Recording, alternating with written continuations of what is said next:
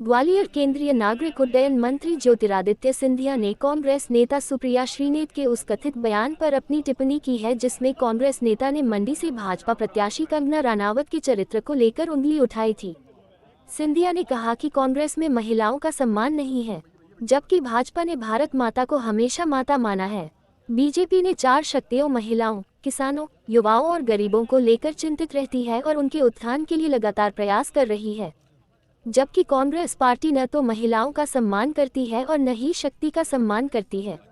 उन्होंने कहा कि आने वाली 4 जून को देश की जनता कांग्रेस पार्टी को इसका माकूल जवाब देगी, ऐसा उन्हें विश्वास है।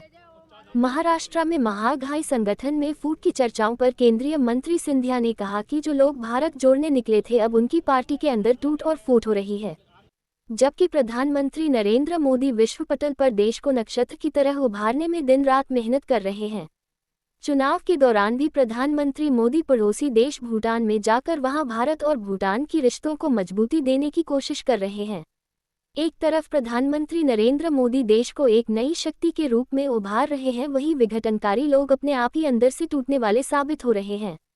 केंद्रीय मंत्री ज्योतिरादित्य सिंधिया ने कहा कि अगले 4-5 दिनों के भीतर ग्वालियर का नया एयरपोर्ट शुरू हो जाएगा। सीआईएसएफ के लोग यहां आ चुके हैं। मध्य प्रदेश का ये सबसे बड़ा एयरपोर्ट होगा। उन्होंने कहा कि कुछ फ्लाइट में यात्रियों की संख्या कम है, इसमें निरंतरता बनाए रखने के लिए कुछ और यात्रियों का दबाव इन फ्लाइट्स में बढ़ाना होगा। अब 3-4 दिन में नया एयरपोर्ट शुरू हो जाएगा। हाँ, तो अब आप लोगों को पूरा मौका भी मिलेगा जाके देखने के लिए, आनंद लेने के लिए, इतिहास की साक्षी होने के लिए। और बहुत अभूतपूर्व कार्य ग्वालियर के लिए होगा। हमारे 7 शहरों के साथ भी हम लोगों का ग्वालियर जुड़ चुका है। मैं यही चाहता हूं कि यात्री बढ़ते रहें इन फ्लाइट्स में। अभी 1 या 2 फ्लाइट्स में अभी भी यात्री हमारे थोड़े कम हैं, उनमें वृद्धि हो ताकि ये भविष्य में भी स्थायी रह पाएँ। नया ऐतिहासिक मध्य प्रदेश का सबसे बड़ा एयरपोर्ट आने वाले दिनों में, अगले 4-5 दिनों में यहाँ शुरुआत हो जाएगी। सीआईएसएफ के भी सब लोग आ चुके हैं और सभी यात्रियों को इतिहास की साक्षी और इतिहास का एक स्मरण भी एयरपोर्ट में ज़रूर मिलेगा, इसका मुझे पूरा विश्वास है। सर, सुप्रिया श्रीनेत ने एक टेक्स्ट मैसेज किया है कंगना रनौत को लेकर, जिस पर काफ़ी बवाल हो रहा है। शक्ति की पूजा कर रही है बीजेपी और कांग्रेस। देखिए, जिस पार्टी या दल में महिलाओं के प्रति ना कोई मान और ना कोई सम्मान, उस पार्टी से और क्या अपेक्षा की जा सकती है। भारतीय जनता पार्टी ने भारत माता को माता माना है।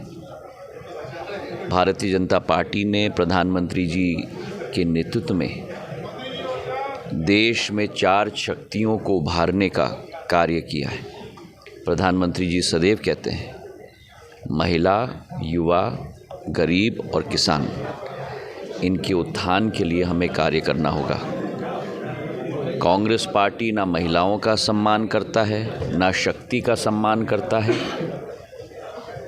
और जनता कांग्रेस पार्टी को जवाब आने वाले 4 जून को पूर्ण रूप से देगी, इसका मुझे पूरा विश्वास है। सगाड़ी में भी फूट हो गई है, सीट बंटवारे को लेकर कांग्रेस नाराज हो गई है। जो भारत जोड़ो के लिए निकले थे वो अंदर ही से